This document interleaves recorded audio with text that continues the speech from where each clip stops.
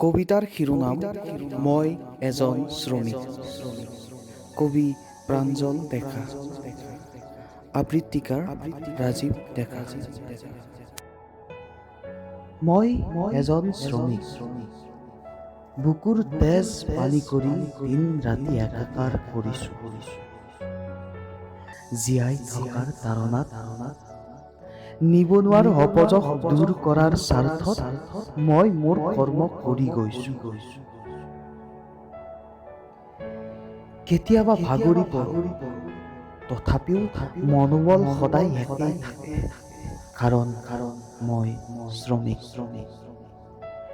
মই শ্ৰমদান নকৰিলে দুবেলা দুসাঁজ খাবলৈ নোজোৰে। দুদিন লঘোণে থাকিলেও মই সহ্য কৰিব পাৰোঁ।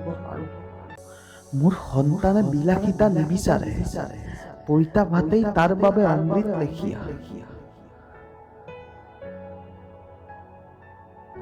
সমাজত মোৰ স্থান নিম্ন, কাৰণ মই শ্ৰমিক।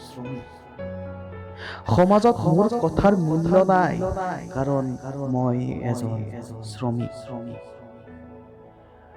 সমাজৰ লাঞ্ছনা বঞ্চনা সহ্য কৰিবলৈ শিকি গৈছোঁ, কিয়নো মই এজন শ্ৰমিক। মই এজন শ্ৰমিক হয়, গোলাম নহয়। সেৱা কৰাটোৱেই মোৰ লক্ষ্য, কিন্তু মোক শোষণ নকৰিব। মই পাৰিশ্ৰমিকহে বিচাৰিছোঁ, ভিক্ষা বিচৰা নাই। পৰিশ্ৰম যদিহে লাঠিৰ কোব হয়, মজবুত তাৰ কান্ধ হ'ব।